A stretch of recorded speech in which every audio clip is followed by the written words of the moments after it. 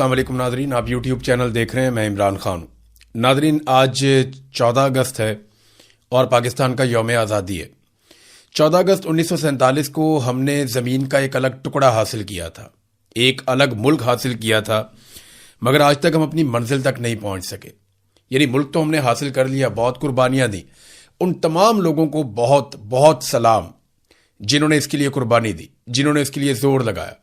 कायद आज़म मोहम्मद अली जिन्ना को जितना ज़्यादा से ज़्यादा खराज तहसीन पेश किया जाए वो कम है कि उनकी क़यादत में पाकिस्तानियों ने, उस दौर के मुसलमानों ने, इस खित्ते के तमाम लोगों ने अपना सब कुछ कुर्बान कर दिया, बहुत जोर लगाया, बड़ी कोशिश की। फिर अल्लाह रब्बुल इज़्ज़त ने हमें एक अलग मुल्क दे दिया। हमें अलग मुल्क तो मिल गया, लेकिन जिस मकसद के लिए हमने ये मुल्क बनाया था वो मकसद पूरा नहीं हुआ। यानी हमें एक ऐसा मुल्क चाहिए था जहां हम अपने तरीके से रहते, जहां हम आज़ादी का सांस लेते, जहां हमारे ऊपर चीज़ें मुसल्लत ना की जाती। लेकिन बदकिस्मती से हम दायरों में घूमते रहे। अब 8 दहाइयां होने वाली हैं, हम दायरों के इस सफ़र से बाहर नहीं आ पा रहे। हमारे पास एक मुल्क है मगर हम हकीकी आज़ादी से महरूम हैं। पाकिस्तान में आने वाले तमाम अवामी रहनुमा या तो इस लड़ाई में मारे गए हकीकी आज़ादी के लिए, या फिर वो सरेंडर कर गए। मगर ये लड़ाई आज भी जारी है और इस बार इस लड़ाई का आलम एक ऐसे शख्स के हाथ में है जो हार मानने को तैयार नहीं है। उसे कैद तन्हाई और सुलाखों के पीछे का अकेलापन अभी तक तोड़ नहीं पाया। वो डट कर खड़ा है, लड़ रहा है, मुकाबला कर रहा है, इस उम्मीद पर कि एक दिन हर पाकिस्तानी जागेगा और अपने हिस्से का जोर लगाएगा। मुल्क पर मिलिट्री एस्टेब्लिशमेंट का जो कब्जा है वो एक दिन खत्म हो जाएगा। यानी अंग्रेज तो चले गए और उनसे तो हमने आज़ादी हासिल कर ली, लेकिन जो उनकी बाकियात रह गई उनसे हम आज़ादी हासिल नहीं कर पाए। पाकिस्तान के शुरू में ही पाकिस्तान की मिलिट्री एस्टेब्लिशमेंट ने चीज़ों को कंट्रोल कर लिया। फिर कायदे आज़म के बाद आने वाले तमाम लीडरों को निशाने इबरत बनाया या उन्हें अपनी बी टीम बनाया। आज भी यही चल रहा है। हर दौर में कोई ना कोई इनके खिलाफ खड़ा होता है और हक के साथ खड़ा होता है, और बाकी लोग जो हैं वो सरेंडर कर जाते हैं। और जो इनके खिलाफ खड़ा हुआ या तो मारा गया या निशाने इबरत बन गया या फिर सरेंडर कर गया। हत्ता कि मुल्क 2 टुकड़े हो गया। अब जितना बड़ा ये मुल्क था उतना रहा नहीं, आधा मुल्क टूट कर अलग हो गया। लेकिन आज जिस आदमी के हाथ में हकीकी आज़ादी का आलम है, जो ये लड़ाई लड़ रहा है, वो कोशिश कर रहा है कि किसी तरह पाकिस्तानी ये लड़ाई जीत जाएं। आज नहीं तो कल पाकिस्तानी जीतेंगे। अवाम के वोटों से हुकूमतें बनेंगी इस मुल्क में, फैसले अवाम की मर्जी के मुताबिक होंगे। पाकिस्तान में रूल ऑफ लॉ होगा, यानी सबके लिए कानून एक जैसा होगा। ऐसा नहीं होगा कि एक जज का बेटा अगर 2 खवातीन को दिन दिहाड़े कत्ल कर दे तो वो जमानत में बाहर आ जाए, और एक आम सी लड़की जो है वो लोगों की मदद करने वाली लड़की, वो अगर एक ट्वीट कर दे तो उसको 17 साल के लिए जेल में डाल दिया जाए। ये नहीं होगा।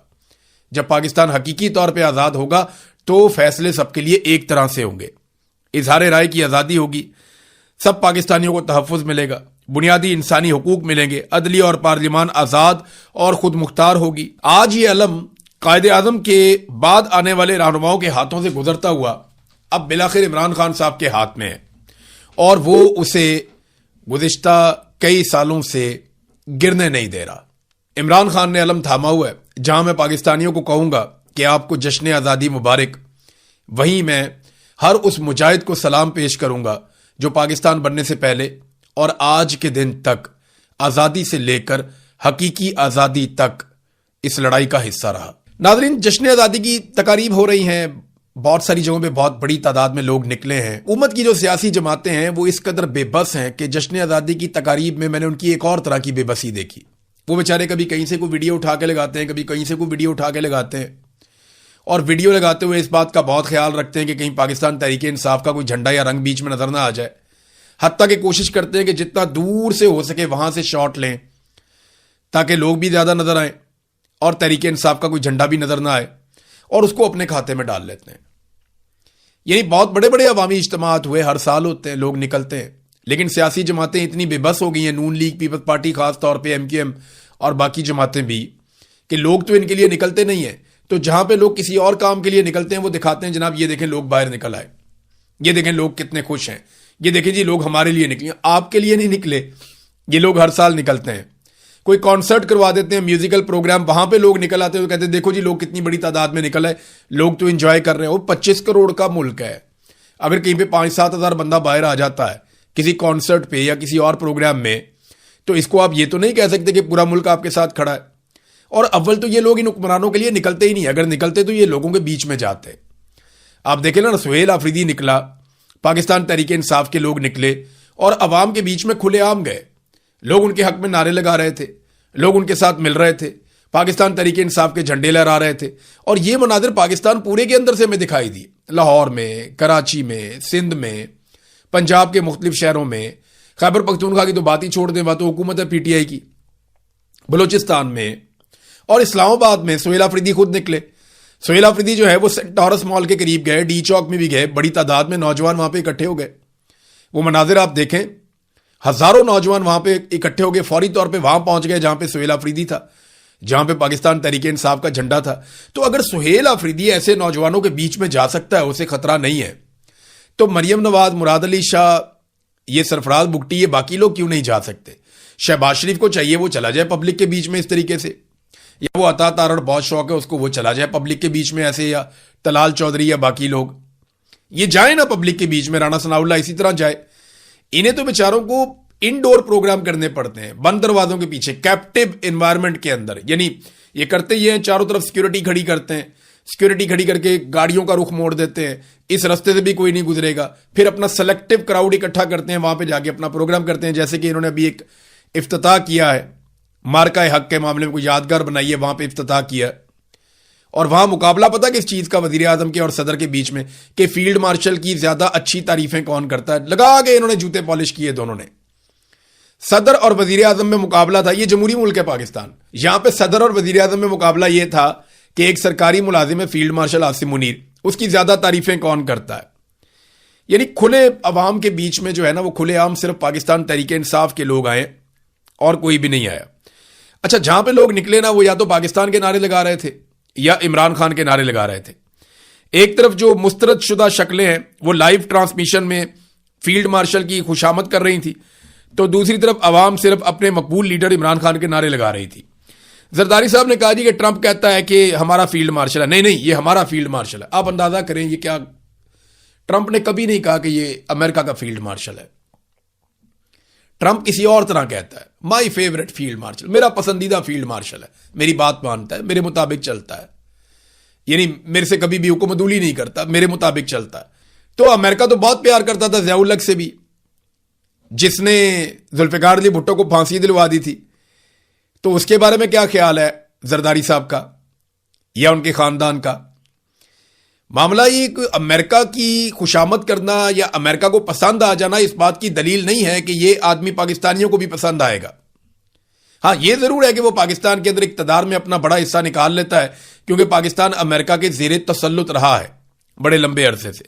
تو زرداری صاحب نے کافی گیم اٹھائی، تو ٹرمپ نے کبھی نہیں کہا کہ آور فیلڈ مارشل، کہ ہمارا فیلڈ مارشل ہے، امریکہ کا فیلڈ مارشل ہے، اس نے کبھی نہیں کہا۔ وہ کہتا ہے مائی فیوریٹ فیلڈ مارشل، اپنا ذاتی وہ کہتا ہے۔ تو جو بربادی کے ذمہ دار دونوں خاندان ہیں، وہ اپنے وفاداروں کے ساتھ اور اپنے مالک فیلڈ مارشل عاصم منیر کے ساتھ ایک تقریب میں تھے، جس کے لیے سارا علاقہ بند کیا ہوا تھا۔ اس کے لیے لوگوں نے بڑا لکھا بھی ہے سوشل میڈیا کے اوپر کہ پورا کا پورا ایریا بند کر دیا گیا، اور صرف ایک صوبے کی وزیر اعلیٰ مریم نواز کو وہاں پہ بلایا گیا، باقی جو پاکستان کے صوبے ہیں ان میں سے کسی وزیر اعلیٰ کو وہاں پہ مدعو نہیں کیا گیا۔ وہ فیلڈ مارشل کے بالکل ساتھ پہلو میں کھڑی تھیں، تو اور کسی کو یہ موقع نہیں دیا گیا کہ وہ آئیں اور آ کر اس تقریب کے اندر شامل ہو جائیں۔ میرے خیال میں شاید کسی اور کو دعوت بھی نہیں دی گئی ہوگی۔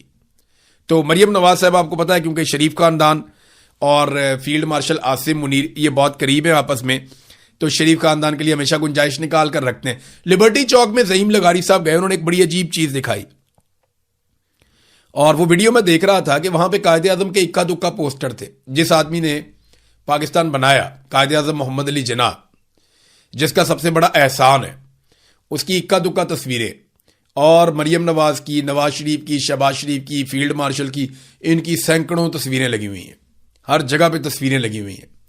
انہوں نے پچھلے سال بھی یہی کیا تھا، یہ اس سال بھی یہی کر رہے ہیں۔ پچھلے سال بھی ہم نے پروٹیسٹ کیا تھا، یار قائد اعظم کی فوٹوز تو لگا دیں بھئی، یہ قائد اعظم کا فوٹو لگائے نا، قوم قائد اعظم کو مانتی ہے۔ آپ کو تو کبھی ووٹ دینا یا نہیں دینا, فیلڈ مارشل خود تو الیکشن لڑ بھی نہیں سکتے, وہ ایک سرکاری ملازم ہے, ان کی فوٹو آپ لگا رہے ہیں, لیکن قائد اعظم کا فوٹو تو لگائے نا بھائی. جس نے قائد اعظم نے پاکستان بنایا, جس نے خواب دیکھا, علامہ اقبال شاعر مشرق, ان کا فوٹو ایک بھی نہیں ہے, ان کا فوٹو لگایا ہی نہیں. پاکستان پتہ ہے کتنا آزاد ہے, میں آپ کو ایک اور مثال دے دیتا ہوں. پاکستان بس اتنا ہی آزاد ہے کہ قائم علی شاہ کی بیٹی کو جو ایکسٹینشن دی گئی کہ 3 سال مزید اس کو نوکری دے دی جائے, آخری دن جب نوکری ختم ہو رہی تھی تو 3 سال کی اور نوکری اور مراد وغیرہ سارا کچھ مل گیا. تو اس پہ جو پروفیسر متاثر ہوئے, انہوں نے جو لیٹر لکھا اس میں فیلڈ مارشل کو لیٹر لکھا. اندازہ کریں آپ, یعنی فیلڈ مارشل کا ایجوکیشن سے کیا لینا, ان معاملات سے کیا لینا. لیکن کیونکہ پاکستان کا سارا نظام یہ جانتا ہے کہ اگر کوئی طاقتور آدمی ہے جو ہر چیز کو کنٹرول کرتا ہے, جو پاکستان میں ان داتا بنا ہوا ہے, تو وہ پاکستان کا آرمی چیف ہوتا ہے. اور پاکستان میں وزیر اعظم سے, وزیر اعلیٰ سے, صدر سے سب سے زیادہ اختیارات آرمی چیف کے پاس ہوتے ہیں. حالانکہ وہ ایک سرکاری ملازم ہے. سرکاری ملازم کے پاس جب اتنے سارے اختیارات آ جاتے ہیں, اتنی فیصلہ کرنے کی پاور آ جاتی ہے, تو کیونکہ سرکاری ملازم کا ایک مائنڈ سیٹ ہوتا ہے کہ وہ اپنی کرسی سے باہر نہیں سوچتا, وہ اپنی کرسی تک اس کی سوچ محدود رہتی ہے, وہ وہاں بیٹھنا چاہتا ہے لمبے عرصے کے لیے, تو وہ تمام چیزوں کو اپنی کرسی کے گرد گھماتا ہے. وہ پاکستان کا, مملکت کا, باقی چیزوں کا وہ بڑے پیمانے پہ نہیں سوچتا. وہ ایسا نہیں سوچتا کہ یہ کرنے سے یہ ہو جائے گا, وہ اس کی بڑی محدود سوچ ہوتی ہے. سرکاری ملازم کی سوچ کبھی بھی کسی سیاسی رہنما سے مقابلہ کر ہی نہیں سکتی. ناظرین, یہ ایک اور چیز میں آپ کو دکھاتا ہوں. یہ دیکھیں نا, یہ کچھ دعوے سامنے آ رہے ہیں گزشتہ چند دنوں سے, کیونکہ معیشت کے بارے میں بہت بڑے بڑے دعوے کیے ہوئے تھے. یہ فیلڈ مارشل کا سٹیٹمنٹ ہے, اور ناظرین یہ سٹیٹمنٹ ہے 3 سال پہلے کا, 10 جولائی 2023 کا سٹیٹمنٹ ہے. پیر والے دن یہ چھپا تھا 10 جولائی 2023 کو. خبر یہ تھی کہ 1 سال میں معیشت ٹھیک ہو جائے گی. مایوسی کی باتیں پروپیگنڈا ہیں. Army chief Asim Munir. اب سیاستدانوں کی, حکمرانوں کی معیشت ٹھیک ہو گئی ہوگی, فیلڈ مارشل کے لیے تو بہت اچھا حالات ہیں, یعنی ان کے تو ساری انگلیاں گھی میں سر کڑائی میں, کیونکہ دیکھیں نا ان کو تو مل گئی ایکسٹینشن بھی اور استثنا بھی, تا حیات فیلڈ مارشل کا عہدہ بھی مل گیا, تو ان کے لیے تو سب کچھ ٹھیک ہو گیا. لیکن پاکستان کی معیشت کیا بہتر ہوئی؟ سوال ہی پیدا نہیں ہوتا. بالکل بہتر نہیں ہوئی. ہاں, ججوں کی معیشت حال ہی میں بہتر ہوئی ہے. یعنی جو سپریم کورٹ کے ججز ہیں ان کی تنخواہوں میں 4 لاکھ روپے تک کا اضافہ کر دیا گیا ہے, اور جو ہائی کورٹ کے ججز ہیں ان کی تنخواہوں میں 1,10,000 روپے تک کا اضافہ کر دیا گیا ہے. میں تو کہتا ہوں 10-10 لاکھ اور اضافہ کریں, لیکن خدا کے لیے انصاف تو فراہم کریں نا, لوگوں کو انصاف تو ملے. ججز انصاف دے نہیں رہے, تنخواہیں بڑھ رہی ہیں. سرکاری ملازمین کی تنخواہیں بڑھاتے ہوئے سسٹم کو موت پڑتی ہے, لیکن ججوں کی تنخواہیں سسٹم اس لیے بڑھا دیتا ہے کہ ججوں سے اپنے کام نکلوانے ہوتے ہیں, اور اسی لیے آئینی عدالت طرز کی عدالتیں بھی بنائی گئی ہیں. تو ناظرین, سارے دعوے دھڑے رہ گئے. یہ میں نے آپ کو فیلڈ مارشل کا دعویٰ سنایا. اب ذرا یہ آپ دیکھیں کہ اسحاق ڈار نے کیا کہا تھا. اسحاق ڈار نے کہا تھا کہ ہفتوں میں نہیں, دنوں میں, یعنی جب اسحاق ڈار کو لایا گیا تھا ایئر فورس 1 کے طیارے میں بٹھا کر بڑے پروٹوکول کے ساتھ پاکستان میں واپس لایا گیا تھا, ملٹری اسٹیبلشمنٹ لے کر آئی تھی, تو اسحاق ڈار نے آ کر شاہزیب خان زادہ کے پروگرام میں کہا تھا کہ ہفتوں میں نہیں, دنوں میں ڈالر 200 روپے سے نیچے آئے گا, اور اس مہنگائی میں بہت زیادہ کمی ہو جائے گی. نہ اب تک مہنگائی کم ہوئی, نہ اب تک ڈالر نیچے آیا. شہباز شریف نے بڑے دعوے کیے, لیکن وہ جھوٹ بولنے کی ان کو عادت ہے. یہ پورا خاندان, شریف خاندان, کوئی بھی دعویٰ کرے وہ تو اب سنانے کو بھی دل نہیں کرتا, کیونکہ اس خاندان کے منہ کو جھوٹ کی بیماری لگی ہوئی ہے. یہ بولتے ہی جھوٹ ہے, یہ سچ بولتے ہی نہیں ہے. تو ڈار نے بھی جھوٹ بولا, فیلڈ مارشل عاصم منیر نے جو کچھ کہا وہ بھی جھوٹا ثابت ہوا, سچ تو ثابت نہیں ہوا, کوئی معاملات بہتر نہیں ہوئے. الٹا یہ ہو گیا, پاکستان میں بے روزگاری بہت زیادہ بڑھ گئی, غربت بہت زیادہ بڑھ گئی, مہنگائی بہت زیادہ بڑھ گئی, اور پاکستان کے اندر دہشت گردی بھی بہت زیادہ بڑھ گئی. جبکہ پاکستان میں سرمایہ کاری بہت کم ہو گئی, پاکستان کے قرضے بہت زیادہ بڑھ گئے. یہ ساری چیزیں انہوں نے بڑھائی ہے, قیمتیں بھی چیزوں کی بہت بڑھا دی, عام آدمی کی زندگی اجیرن کر دی اس کے بعد جب بڑے بڑے دعوے کر کے یہ لوگ آئے تھے. اب ناظرین, ایک اور خبر ہے, اور یہ لاہور سے بڑی افسوسناک خبر ہے. جشن آزادی سے ایک دن پہلے لاہور میں پولیس والوں کے اوپر 2 قاتلانہ حملے ہوئے. ایک حملے میں 2 پولیس والے قتل ہو گئے, اور یہ بادامی باغ میں قتل ہوئے. جبکہ دوسرے حملے میں یہ جو تحریک لبیک والوں کا ایک سیکریٹریٹ ہے ملتان روڈ پہ یتیم خانے کے پاس, وہاں پہ پولیس کے اوپر فائرنگ ہوئی, 3 پولیس اہلکار زخمی ہو گئے. اب اطلاع آ رہی ہے کہ حارث سلیم نامی ایک جو پولیس اہلکار تھا وہاں پہ وہ شہید ہو گیا. تو 2 یا 3 پولیس اہلکار شہید ہو گئے, 5 کے اوپر اٹیک ہوا ہے, اور اس کی ذمہ داری بھی قبول کی ایک ایسے شخص نے جس کے بھائی کو پولیس مقابلے میں مارا گیا تھا. جماعت الاحرار کہا جاتا ہے کہ شاید اس سے تعلق ہے. اور فوری طور پہ پولیس نے CCTV فوٹیج بھی جاری کر دی ہے ان واقعات کی.